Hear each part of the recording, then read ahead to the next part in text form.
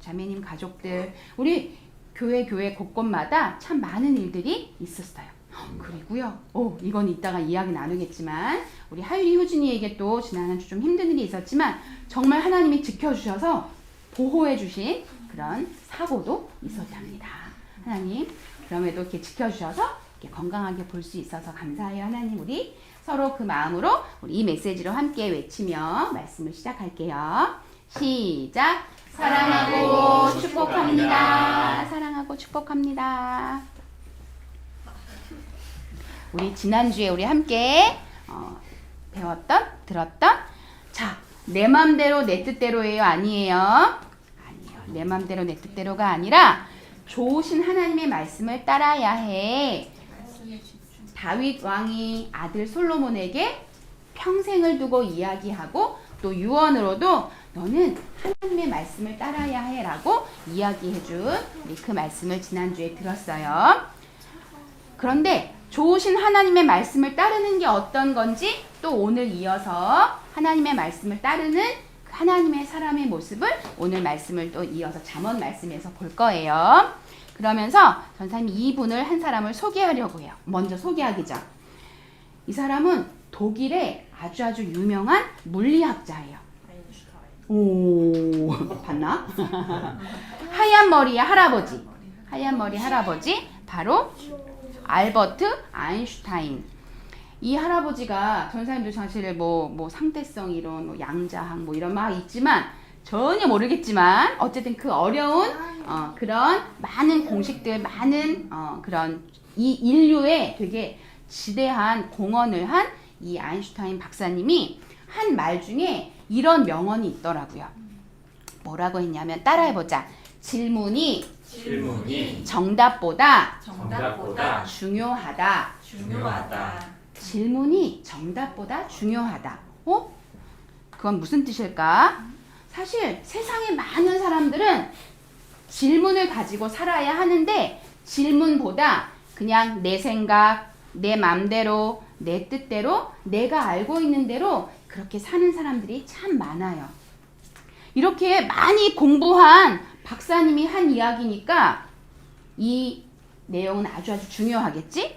이 의미가 뭔지 전사님이 한 줄로 조리면 우리에게 많은 질문이 있어. 또 답이 있고. 근데 그 답을 얻어내는 것보다 그 답을 위해서 많은 질문을 하고 이건 왜 이럴까? 이 의미, 이 뜻은 무슨 뜻일까? 이건 무슨 의미일까? 이런 질문을 하며 또 다른 사람의 소리에, 다른 사람의 이야기에 귀를 기울이는 질문하는 사람의 그런 태도가 아주 중요하다는 그런 의미 같아.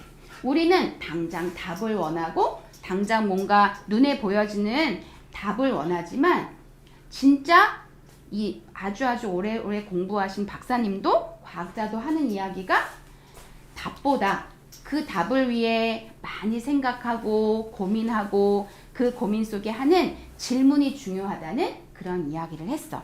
이 아인슈타인 박사님의 그 명언을, 그 이야기를 한마디로 이렇게 조려봤어. 적절한 질문은 바른 답을 찾는다. 바른 답을 찾게 만든다. 이렇게 바른 답을 찾게 만든다. 이렇게 말씀하고 있는데 그러면 이 아인슈타인 박사님에게 그런 적절한 질문이 바른 답을 찾게 만든다라고 주신 그 지혜를 주신 분은 누구실까? 하나님, 예수님이신 하나님이 이 아인슈타인 박사님에게도 그래, 이런 지혜를 주셨어. 오늘 성경에 보니까 솔로몬을 통해 하나님이 주신 말씀은 따라해보자. 마음이 지혜로운 자는 계명을 받거니와 입이 미련한 자는 멸망하리라. 하나님이 아인슈타인 박사님에게 그런 지혜를 주셔서 그런 명언을 이야기했듯이 성경 속 우리 솔로몬 왕에게 다윗을 통해 또 솔로몬에게 흘러가는 하나님의 지혜의 잠언 말씀에 이렇게 말씀하고 있는데 이 말씀을 한마디로 조리면 이렇게 말할 수 있어. 지혜를 얻고 싶니? 따라해볼까? 지혜를 얻고 싶니? 지혜를 얻고 싶니? 우리 답을 해볼까? 지혜를 얻고 싶은가요? 아니요. 지혜를 얻고 싶니? 네. 네, 지혜롭고 싶어요. 그러면 이게 답이야. 따라해보자. 하나님께 하나님께 물어봐야 해. 물어봐야 해. 하나님께 하나님께 먼저 물어봐야 해. 먼저 물어봐야 해. 지혜를 얻는 하나님의 사람들이 가장 먼저 해야 하는 건 하나님께 먼저 묻고 하나님의 뜻을 듣는 거예요. 좋으신 하나님을 찾는 그 방법은 바로 우리가 성경 말씀 속, 하나님이 우리에게 주신 성경 말씀 속에 있는 하나님의 뜻을 읽고 묵상하고 또 주일에 교회 와서 듣고 또 가정에서 큐티 말씀으로 오늘 하나님이 주시는 뜻은 이런 뜻이구나라는 걸 읽고 묵상하고 들을 때 우리는 내 맘대로 내 뜻대로 행동하지 않을 수 있고 내 맘대로 내 뜻대로 생각하지 않을 수 있어. 아인슈타인 박사님이 말했던 적절한 질문이 바른 답을 찾도록 만든다는 그 의미처럼 하나님의 말씀을 우리가 읽고 들을 때 하나님이 이걸 먼저 원하시는구나. 하나님께 먼저 묻는 하루 꼭 아침에 꼭 새벽에 큐티를 해야 돼. 이런 뜻을 얘기하는 게 아니라 우리의 일상의 모든 생활 속에 하나님 어떡할까요? 하나님의 뜻은 무엇일까요? 먼저 묻고 하나님께 듣는 그런 자세가 필요하다는 거지.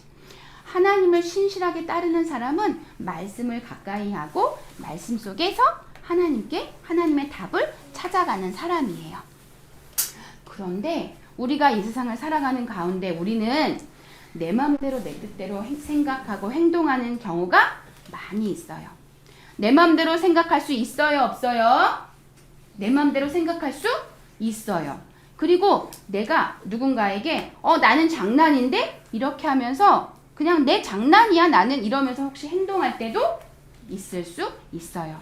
그럴 때 우리는 의도하지 않지만 그 사람에게 상처를 줄 수도 있고 그 사람의 마음을 아프게 할 수도 있어요. 마음에 상처를 내고 마음에 스크래치를 낼 수 있는데 그런 우리들의 모습이 되지 않으려면 먼저 매일매일 하나님께 묻고 하나님의 뜻을 듣고 하나님이 어떤 것을 기뻐하시는지를 먼저 묻는 그런 태도가 우리에겐 필요해요.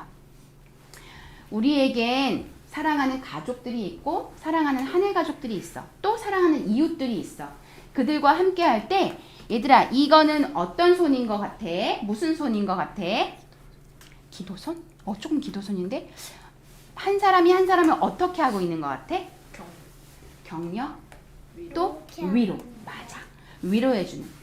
효진이가 어려운 일을 당했어. 물론 가장 좋은 위로는 안아주는 거겠지? 근데 남녀라면 이성간이라면 사실 쉽지 않으니까 그럴 때 손을 붙잡고 힘들었죠? 라고 이렇게 위로할 수 있는 게 우리가 또 가족 간에는 서로 안아주고 이웃 간에도 서로 손을 붙잡고 또 마음과 마음이 나누어지는 그런 위로를 할 수 있어. 근데 이렇게 우리가 위로할 수 있고 격려할 수 있고 사랑할 수 있는 힘은 그 지혜를 하나님께 먼저 물어봐야 한다는 거야. 하나님께 먼저 묻고 그래야 하나님의 뜻을 알 수 있고 내가 이 사람을 위로해야겠구나. 지금 너무 힘들고 어려운 일이 있는 이분을 위해 기도해야겠구나. 우리 지난밤 아버지의 아픈 것 때문에 멀리 아버지를 모시러 갔다가 올라온 우리 상민 형제님이 지금 너무너무 힘든 가운데 있어. 아버지가 아프셔서 아버지의 지금 병원에 입원해 계시고 이 가족을 위해 우리가 나는 어린데 상민 멘토님을 잘 모르는데 아니요. 우리 마음속에 하나님의 마음으로 이 귀한 가족을 위해 기도하고 위로하고 사랑할 수 있는 힘은 하나님 사랑하는 게 맞는 건가요? 그럼. 하나님 위로하는 마음이 맞는 건가요? 그럼. 하나님이 우리에게 위로하라고 사랑하라고 먼저 나에게 물어보렴이라고 하나님이 말씀하세요. 따라해보자. 지혜를 얻고 싶으니 하나님께 먼저 물어야 해. 그렇게 사셨던 분이 계세요. 하나님이시지만 하나님 아버지께 먼저 하나님의 뜻을 묻고 하나님의 지혜를 구한, 하나님의 사랑을 구한 예수님이 바로 그분이세요. 우리가 예수님의 이 모습은, 예수님은 매일 새벽마다 하나님께 먼저 묻고 기도하셨어. 우리가 새벽에 못한다면 우리의 하루에 어떤 순간에도 하나님께 기도하며 하나님의 뜻을 묻고 큐티 말씀을 펴고 하나님의 뜻을 묻고 듣는 그런 시간이 분명히 우리 삶에 있어야 한다는 것을 우리 친구들이 기억했으면 좋겠습니다. 우리 함께 기도로 말씀을 마칠 건데요. 전사님이 위에 있다가 너희에게 기도문을 또 넘길게요. 사랑의 하나님 감사합니다. 하나님, 우리의 생각과 지혜는 부족합니다. 내 생각대로 내 뜻대로 생각하고 행동하기에 넘어지고 실수하기도 합니다. 연약한 우리가 참된 지혜를 얻을 수 있는 방법은 하나님께 먼저 묻고 하나님의 지혜를 구하는 것임을 알려주셔서 감사합니다. 어떤 힘들고 어려운 상황이 오더라도 먼저 하나님께 묻고 하나님의 지혜를 구하며 이겨내고 사랑할 수 있도록 도와주세요. 예수님의 이름으로 기도합니다. 아멘. 우리가 하늘 가족으로 사랑하는 가족과 이웃과 하늘 가족을 위해 기도하고 위로하고 사랑할 수 있는 그런 한 주가 됐으면 좋겠고, 오늘 말씀처럼 먼저 하나님께 묻는 말씀과 기도를 가까이 하는 우리 하담 친구들이 되기를 축복합니다. 우리 주민공동시설로 함께 가겠습니다. 예수님은 나의 왕, 예수님은 나의 왕, 살아계신 하나님 아들 내 마음에 오셔요, 어서서 오세요. 예수님, 살아계신 예수님 오세요. 여기 내 마음에 함께 계세요.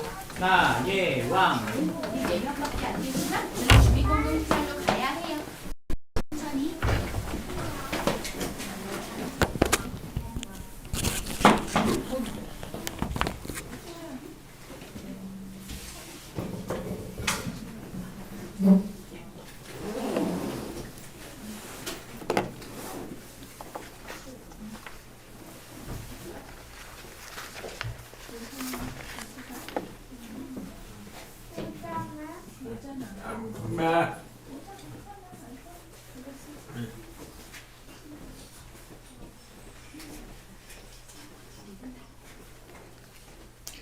성경은 하나님을 믿고 의지하는 사람을 의인이라고 말합니다.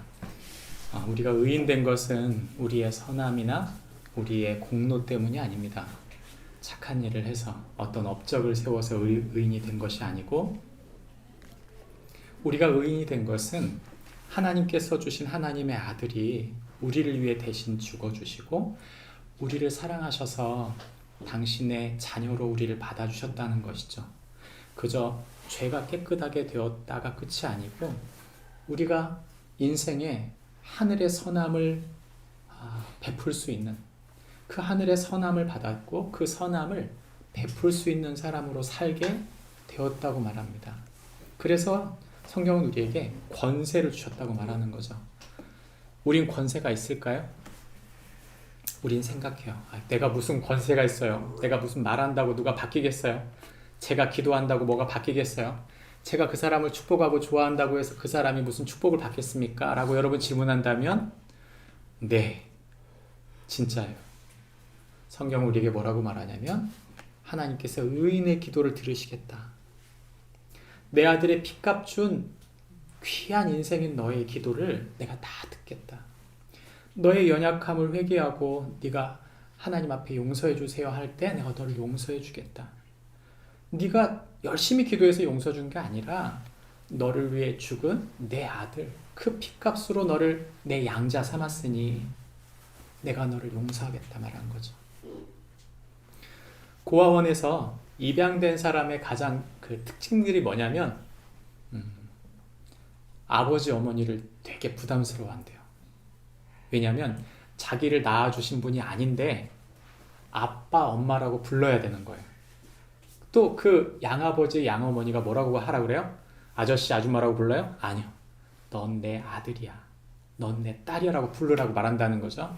근데 입양 온 그 양자, 양녀들은 아버지, 어머니라고 부르는 게 너무 힘든 거예요. 사실은.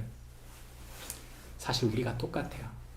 하나님께 하나님 아버지라고 부를 때 내가 그럴 자격이 있나? 내가 그렇게 착한 짓을 했나? 그거하고 상관없어요. 이미 그 양 아버지, 양 어머니는 그 자녀를, 그 양녀를, 그 양자를 나의 아들, 딸로 삼기로 결정했고 모든 대가, 모든 서류를 다 법적으로 치렀기 때문에 이미 법적으로도 그리고 자신의 마음을, 온 마음을 다해 사랑함으로 그를 내 자녀로 받아들인 것이죠. 여러분, 저와 여러분이 우리의 기도가, 우리의 축복이 그런 권세가 있다는 걸 우리가 계속 모르고 산다면 그건 참 안타까운 일이에요. 하나님이 사람을 도와주세요. 이 사람을 축복해 주세요. 이 사람이 잘 되게 해주세요. 그 모든 것은 우리가 말하고 우리가 선포한 대로 이루어지게 돼 있다는 것이죠.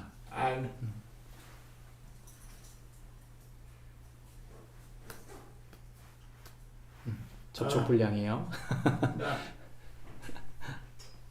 예. 성경 그래서 우리에게 하고 있는 이야기가 바로 그것입니다. 양자 양녀로서 우리가 하나님 앞에 의로움을 입었다. 우리가 하나님 앞에 의로움을 입었다라는 말을 우리가 다 받고도 우리 속에는 죄성이 있을까요? 없을까요? 예.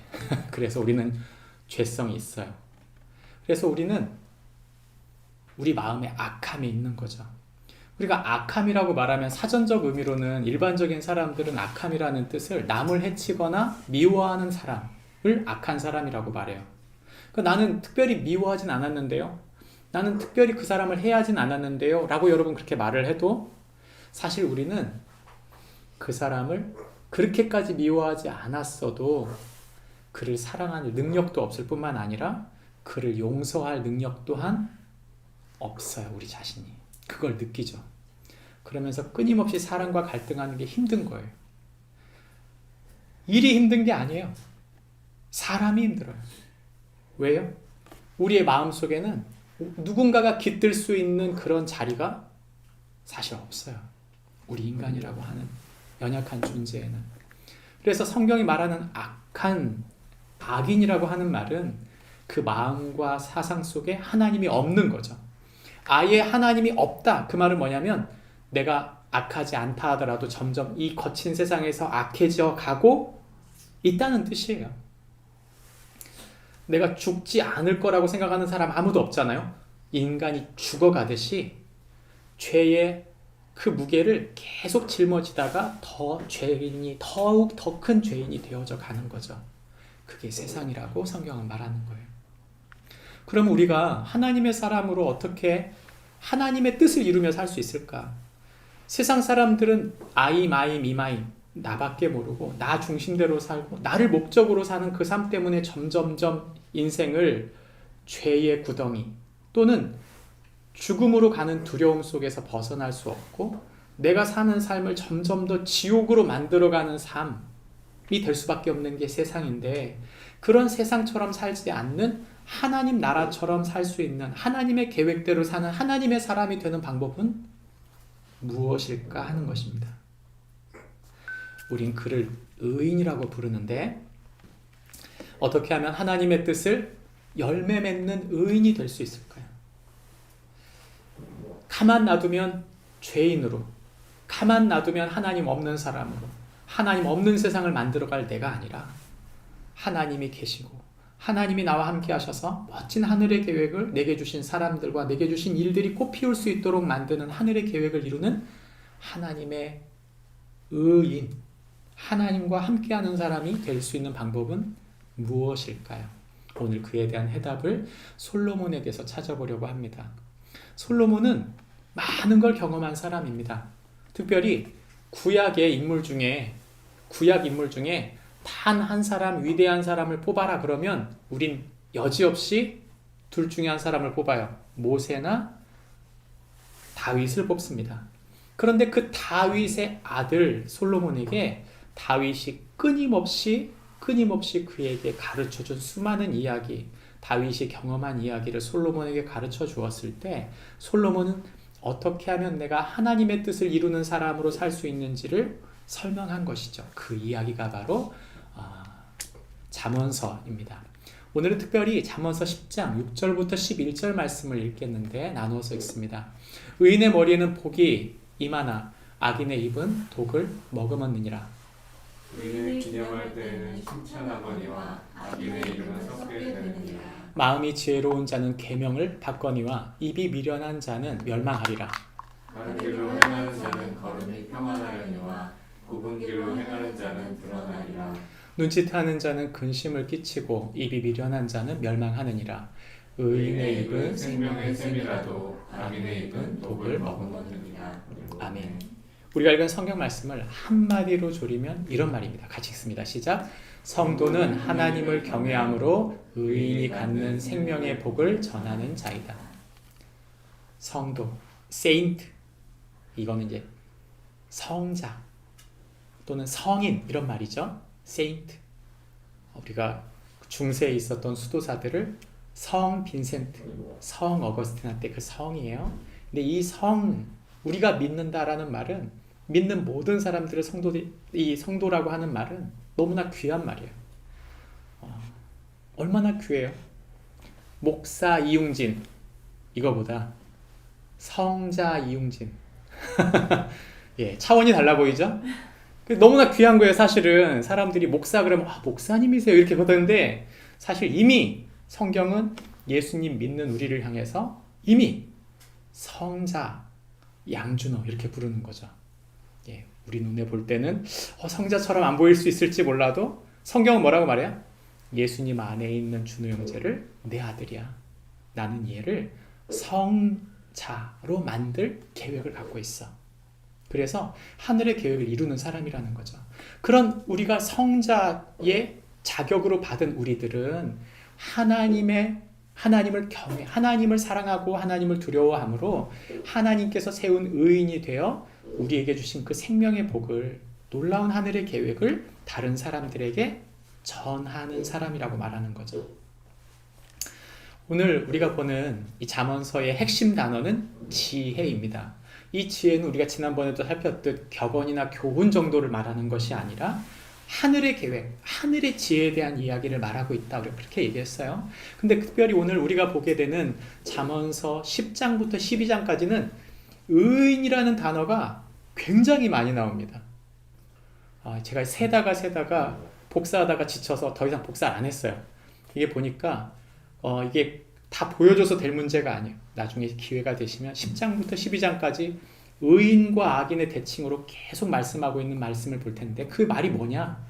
하나님을 경외함으로 갖게 되는 의인의 이야기를 통해 하늘의 생명이 사람들에게 전달되게 하셨다. 그 얘기를 하고 있는 거죠. 우리는 잠언을 지금 쪼개서 보고 있는데 오늘 볼 말씀이 잠언의 가장 노른자면서 가장 긴 얘기예요. 10장부터 24장까지의 이야기입니다.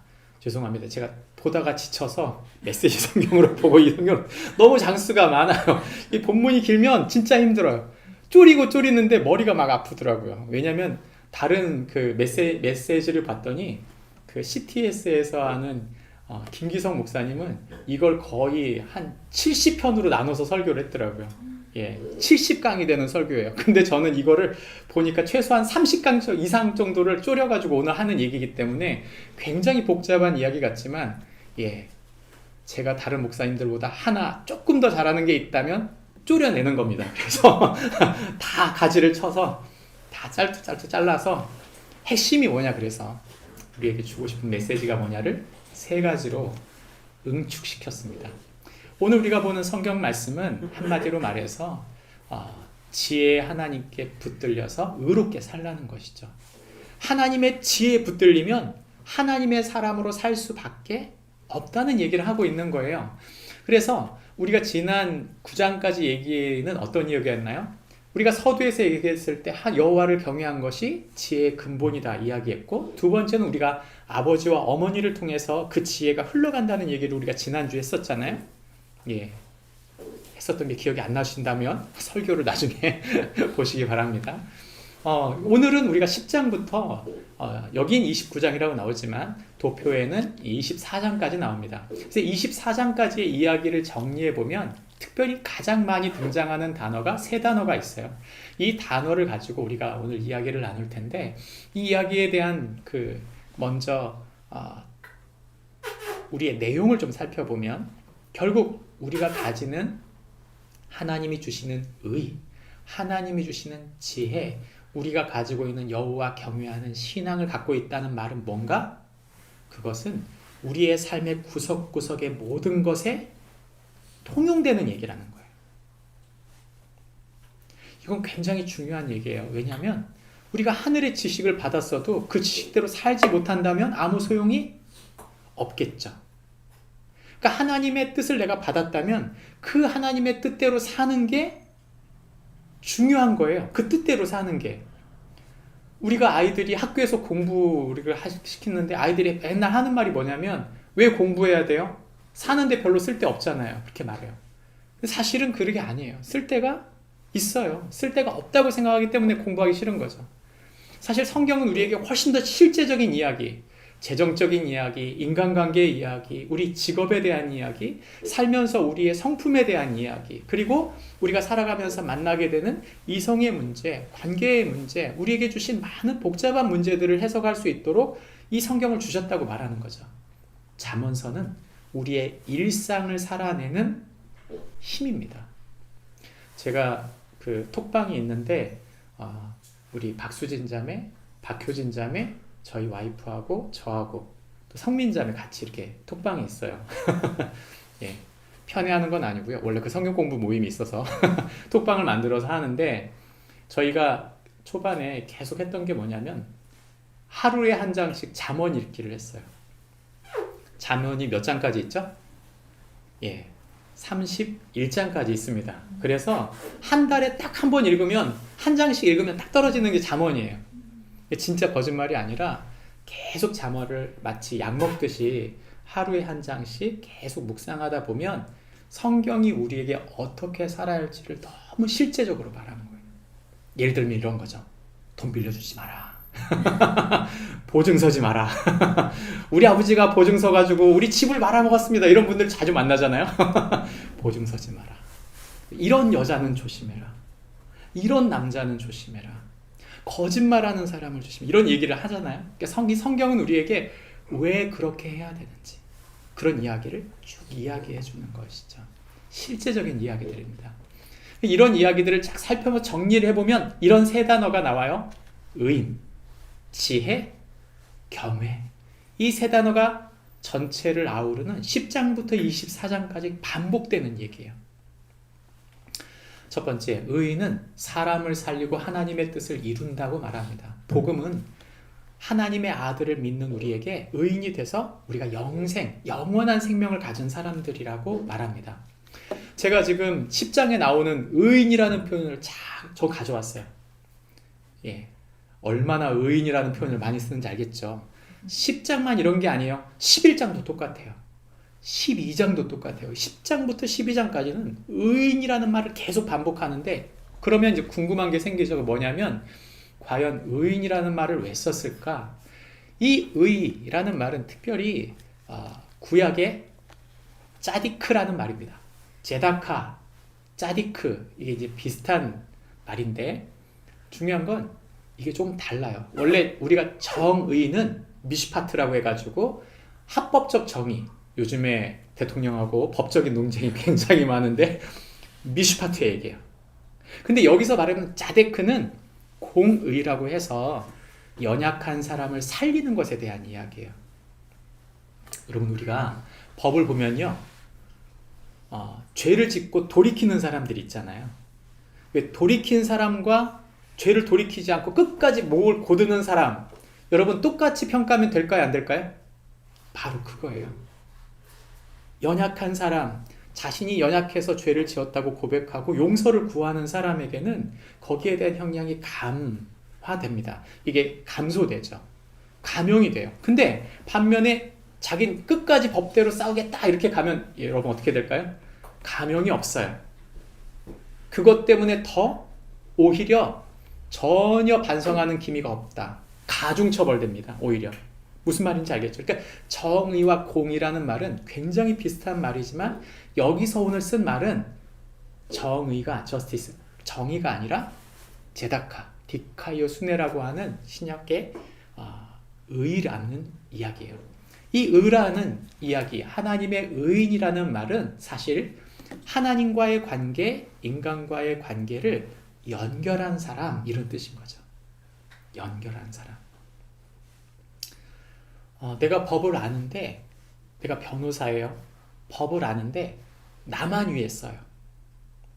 나만 위에 쓰고 다른 사람에게는 불리하게 계속 적용할 수 있어요. 왜냐하면 본인이 법을 많이 아는 사람은 유리한 건 자기가 가져가고 저 사람한테 불리한 것만 줄 수 있잖아요. 그렇게 되면 어떻게 돼요?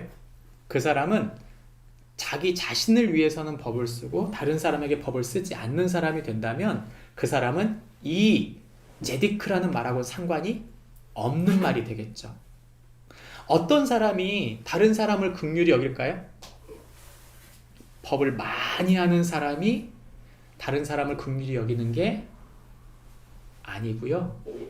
하나님이 나를 긍휼히 여기셨다. 그래서 용서받은 사람이 다른 사람을 긍휼히 여긴다고 성경은 말하는 거죠. 그래서 여기서 말하는 제디크라는 말은 사실 나의 일상에 주어지는 많은 일들 속에서 내게 주어진 사람을 꽃피우기 원하는 간절한 소원을 가진 사람이라는 뜻이 되는 것입니다.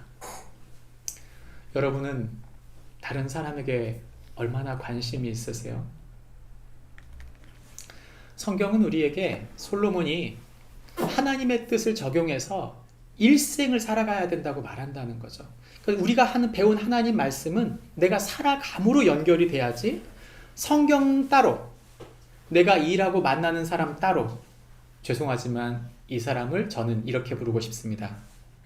이원론자, 말과 행함이 따로 노는 사람, 생각한 것과 사는 게 다른 사람. 최소한 아는 것만큼 양심에 꺼리 껴서 갈등할 줄 아는 사람이어야 되는데 갈등조차 하지 않는다면 저는 여러분 그 사람을 종교인이라고 부르겠습니다. 예수님께서 이 땅에 오셨을 때 예수님이 하나님의 말씀을 베풀어 주었고 그 말씀을 다 받았지만 예수님을 죽이자고 바리새인들이 말한 이유는 하나님 말씀이 없어서가 아닙니다. 하나님이 주신 하늘의 긍휼, 그 하나님이 주신 짜디크가 다른 누군가에게 적용돼야 된다는 사실을 잃어버린 거예요. 이번 주 한 주간을 보내면서 많은 일이 있었습니다. 이미 효진자매, 수진자매, 성민자매가 부탁하기는 장옥순 권사님께서 수술을 금요일 날 하신다고 했었어요. 수술이 감사하게도 너무나 잘 맞춰서 지금 성민자매 집에 계신 걸로 알고 있고 기도해 주신 모든 분들께 진심으로 감사합니다. 근데 또 어제도 일이 있었어요. 유정 멘토가 저쪽 올림픽대로 가다가 차 사고가 났다고, 놀랍게도 수진자매, 효진자매가 목격을 했다고 하더라고요. 가다가 그래서 유정 멘토가 써서 막 이렇게 사고 처리하고 있는 걸 봤다고. 그래서 우연도 이런 우연이 있구나. 예, 차가 폐차됐습니다. 네, 폐차가 됐어요. 근데 너무 감사한 건 한 사람도 안 다쳤어요. 예, 유정, 유진 그리고 하율이, 효진이가 거기 있었는데 너무 감사하게도 자매들이 이걸 다 수습하는 굉장히 힘들었을 텐데 사고 처리가 잘 되고 또 보험사도 같은 보험사여서 처리는 잘 됐습니다. 다만 유정 멘토님 아버님께서 속을 쓰걸리면서 차가 폐차된 것 때문에 마음은 아파하신다고 하셨어요. 하여튼 중요한 거는 안 다친 게 어때요? 안 다친 게. 차는 폐차될 수 있어도 사람이 다치지 않은 것이 가장 큽니다. 어제 그래서 연락 와가지고 한 4시 반쯤 연락이 왔을 때 많이 걱정했는데 다친 사람이 없고 사고 처리가 그래도 순적히 잘 이루어져서 너무너무 감사했습니다. 우리 형제자매들의 안전을 위해 기도해 주십시오. 오늘 또 새벽에는 수진 자매가 이렇게 문자를 줘서 알았어요. 상민 형제 아버님께서 이렇게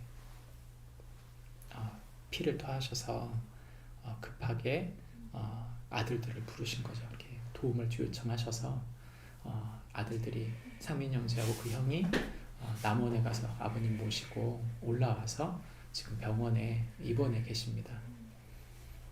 여러분 기도해 주십시오. 복음이 우리 아버님 가운데 들어가도록, 그리고 마음의 평안을 찾으실 수 있도록. 이미 5년 전에 아내가 먼저 세상을 떠났고, 또 이런 병 때문에 굉장히 힘든 가운데 홀로 살고 계시는데 그 외로운 마음을 붙잡아 주시고 인도해 주시기를 기도해 주시기 바랍니다. 여러분, 우리가 이런 이야기를 하는 이유가 뭘까요? 이런 이야기가 바로 우리가 사는 이야기예요. 우리가 우리에게 주신 사람들에게 관심을 쏟지 못한다면, 우리가 정말 우리에게 주신 사람들에게 관심을 쏟지 못한다면 우리의 신앙은 물과 기름처럼 뜰 수밖에 없는 거예요. 우리의 묵상한 말이, 우리가 배웠던 주의 말씀이 내 삶에 이어지려면 반드시 사람과 이어져야 합니다. 오늘 성경은 우리에게 그 얘기를 하는 것이죠. 목사님, 왜 꼭 그렇게 해야 되나요? 그건 바로 하나님이 우리에게 당신의 의이신 예수 그리스도를 주셨기 때문이에요. 로마서 말씀 1장 1절부터 17절 말씀을 보면 하나님의 의가 나타났다 그랬어요. 이 세상 어두운 세상에 하나님의 의가 나타나서 그 하나님의 의이신 예수님이 우리를 위해 죽으시고 부활하셔서 당신이 옳으신 분인 것을, 당신이 약속하신 것을 이루시는 분인 것을 우리에게 보여주셨다 말하는 거죠. 그래서 그 예수님을 나의 주인, 나의 왕으로 삼고 예수님을 닮아가기로 하는 사람들마다 예수님의 말씀대로 두 가지 하라고 그랬어요. 하나님을 사랑하라, 내 이웃을 사랑하라. 이웃을 사랑하라. 우리 옆집 509동 103호를 사랑하라. 예, 저 그분 이름 몰라요. 아니요. 이웃이라는 뜻은 제일 먼저 내 가족을 사랑하라는 뜻입니다. 예. 세상에서 제일 사랑하기 힘든 사람 누구요? 예, 가족이요. 가족. 가족 사랑하는 게 쉽다. 아니요. 절대 쉽지 않습니다. 우리를 진짜 예수님 사람 만드는 가장 하나님이 우리를 역사하는 도가니는 어디냐? 훈련장은 어디냐? 바로 가족이에요. 예. 정말 힘듭니다. 제가 요즘 이렇게 번아웃이 될 정도로 힘들어요. 특별히 막내둥이 사랑하는 게 제일 힘듭니다. 예. 중학교 2학년 올라간다고 거의 우리 딸이 그러더라고요. 정신병이 있는 것 같아 내가.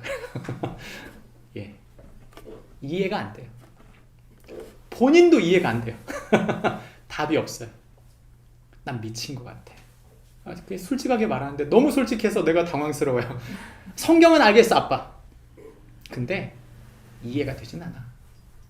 성경이 뭐라고 하는지는 알겠어. 그 이야기 알겠어. 근데 마음에 감동이 되진 않아. 제일 무서운 성도가 우리 집에 있어요. 그래서 제가 잘못 살면 다 지적합니다. 아주 꼬치꼬치 다 지적해요. 아빠도 이러잖아 이러면서 막 할 말이 없어요. 이길 수 없습니다. 이기려고 안 해요. 아, 하나님 보내신 귀한 목사님이다 이렇게 생각하고 받아들이는데 정말 쉽진 않아요. 이기려고 하면 집니다. 반드시. 오히려 진다 생각하고 아 그렇습니다 하고 떠받쳐야 되는 땐 거예요. 하나님 말씀은 안다고 되는 문제가 아니고 하나님 주신 은혜에 푹 썩어져서 그를 높일 때 그가 변화되는 거예요. 사춘기 아이들은요 이해시키는 게 아닙니다. 대부분 많은 부모가 아이를 이해시키려고 해요. 무슨 논리를 가져와 보세요.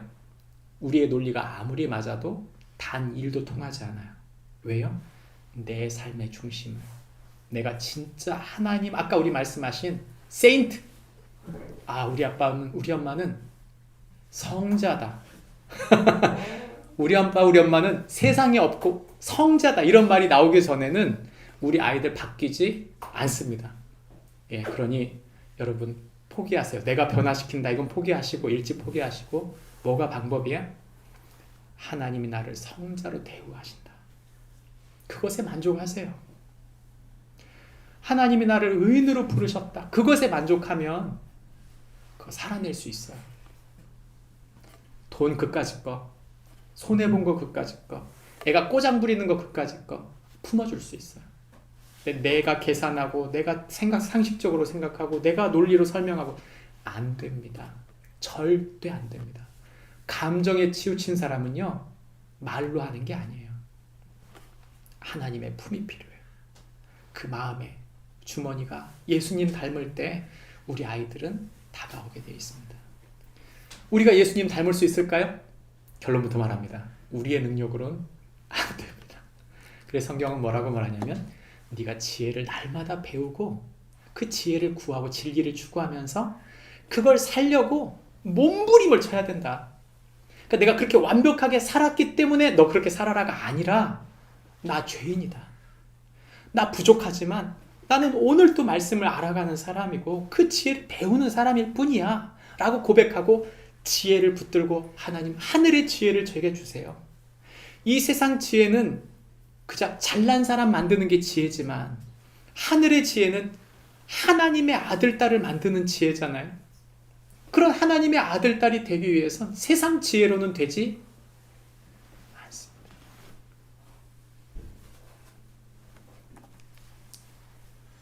우리가 몸부림을 쳐야 된다는 얘기입니다. 저는 우리 애들한테 패를 다 깠어요. 난 죄인이다. 패를 다 깠습니다.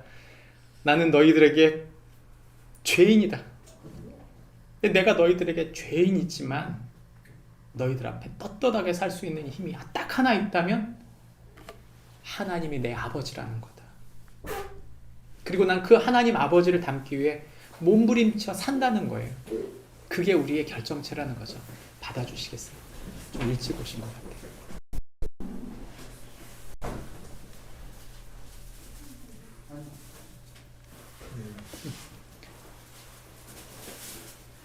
플래너의 뒷편에 있어요, 하이나?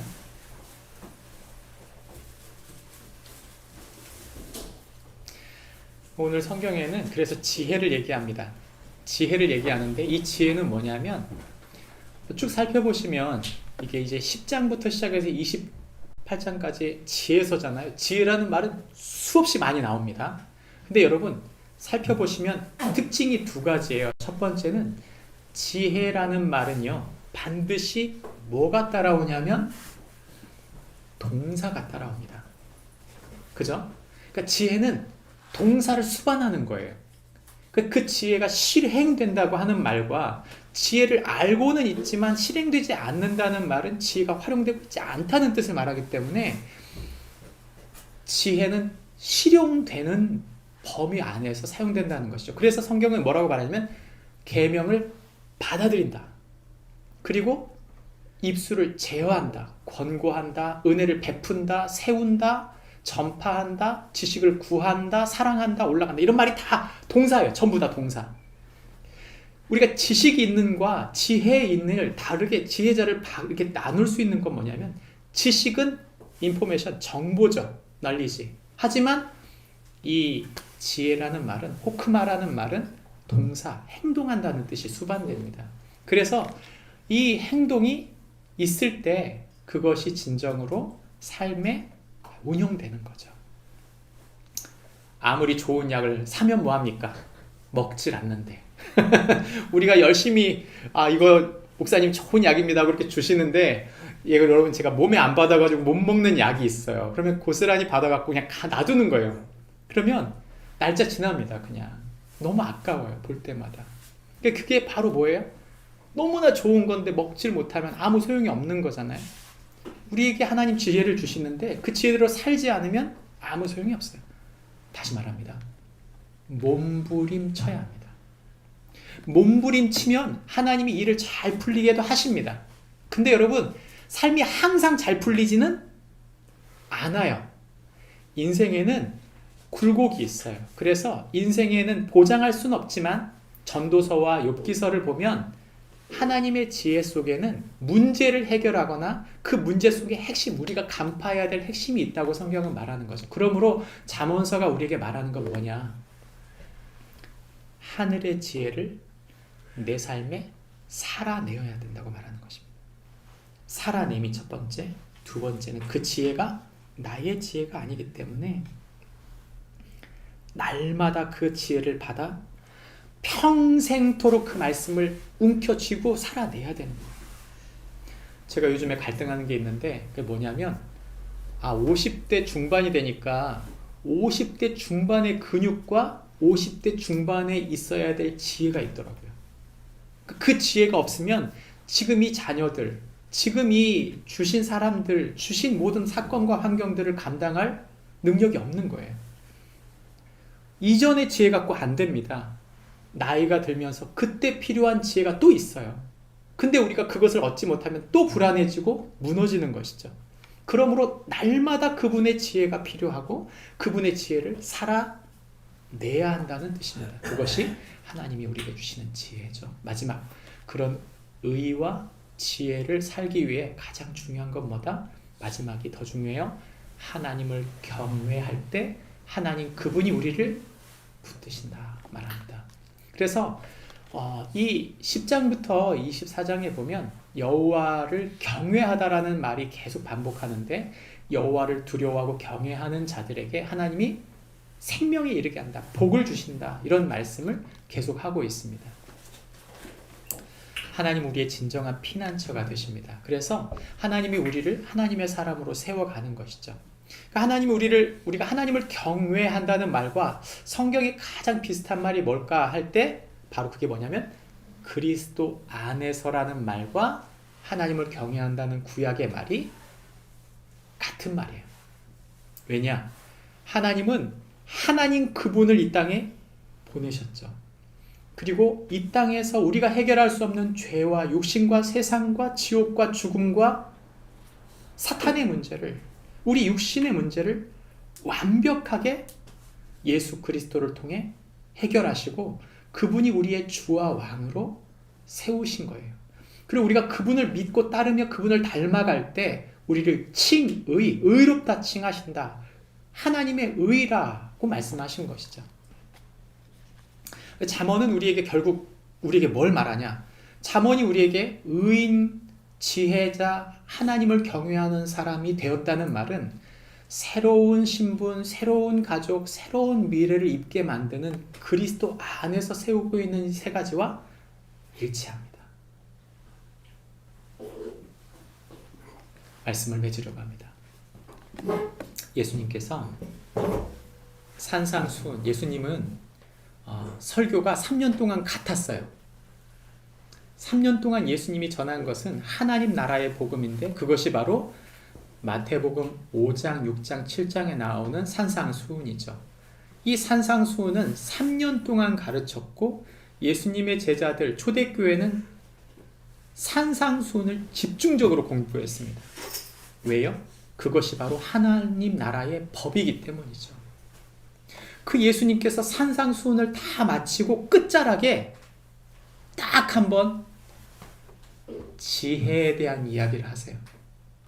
뭐라고 말씀하시는가? 마태복음 7장 24절부터 27절인데 이렇게 말합니다. 그러므로 누구든지 나의 이 말이 뭐예요?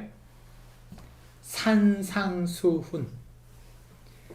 예수님을 왕으로 모시고 하나님 나라를 기대하는 하나님 나라 백성으로 예수 그리스도의 제자로 살기로 결정한 교회에게 말씀하신 그 말씀대로 듣고 행하는 자는 그 집을 반석 위에 지은 지혜로운 사람 같다.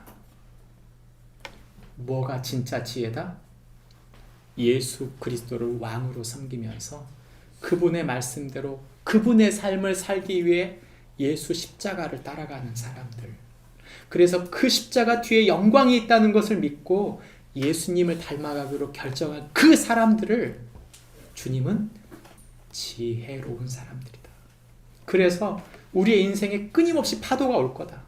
큰 풍파, 비가 내리고 창수가 나고 바람이 부는 일이 인생에 계속 칠 텐데 오직 그 말씀을 붙들고 사는 사람은 그 집이 흔들리지 않는 사람이 될 것이지만 그 인생의 세파 속에 바람 불고 비 나고 창수 나는 그날에 하늘의 지혜인 예수 그리스도를 그 마음에 품고 그분을 닮아가지 않는, 그분의 말씀을 붙잡고 몸부림치고 살지 않는 모든 사람은 어떻게 된다? 모두 무너져 내릴 것이다 말합니다. 우린 그날이 바로 우리의 마지막 날이라는 것을 기억해야 돼요. 우리가 죽는 날은 다 다릅니다. 그러나 분명한 것은 하나입니다. 우리 중심의 예수 그리스도가 나를 붙들고 있는가? 그분의 지혜가 나의 삶을 지탱하고 있는가? 만약 내가 그분을 따른다고 말하면서 나의 지혜, 나의 능력, 나의 관성대로 살고 있다면 우리는 그 무너짐을 경험할 수밖에 없는 것이죠. 저와 여러분의 평생의 삶이 하나님의 지혜, 하늘의 지혜가 충만한 주님의 사람으로 하나님이 나를 의롭다, 세인트, 너는 나의 성자, 성녀다 부르신 그 부름에 합당하게 살 수 있도록 말씀을 몸부림쳐 붙들고 그분의 뜻을 이루며 살지언정 그분을 떠나 무너져 내리는 삶을 살지 않는 축복이 저와 여러분에게 있기를 바랍니다. 기도하겠습니다. 하나님 아버지 감사합니다. 지난 한 주간 동안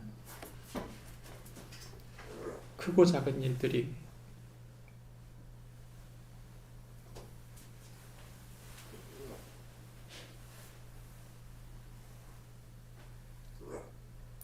많이 있었습니다. 하나님 아버지, 모든 것이 무너져 내리는 것 같은 그런 위기 속에서도 주님이 우리와 함께 계시고 우리를 향해 하늘의 지혜로 우리를 붙드시는 줄 믿고 믿음으로 살아내는 저희가 되게 해 주시옵소서. 특별히 힘들고 고통당하는 우리 지체들을 기억해 주시기를 바라며 우리가 함께 기도하고 함께 마음을 쏟는 동안 주님의 일하심을 보게 하여 주옵소서. 우리의 일상 속에는 고민되고 문제되는 여러 가지 일들이 있습니다. 하나님 아버지, 우린 그런 지혜가 없습니다. 우린 그만한 인품이 못 됩니다. 죄인인 우리를 의인으로 삼으시는 주님, 오직 주님께 붙들려 죄인임을 고백하고 주님께서 붙들어 주실 것을 믿고 온 몸을 몸부림치며 주님의 뜻대로 사는 동안 주님께서 우리를 붙들어 주실 것을 믿고 믿음으로 살게 하여 주시고 주님께서 우리를 긍휼히 여기셨던 그 긍휼로 우리에게 주신 소중한 사람들을 세워가는 축복이 우리 가운데 있게 하여 주옵소서. 예수님 이름으로 기도합니다.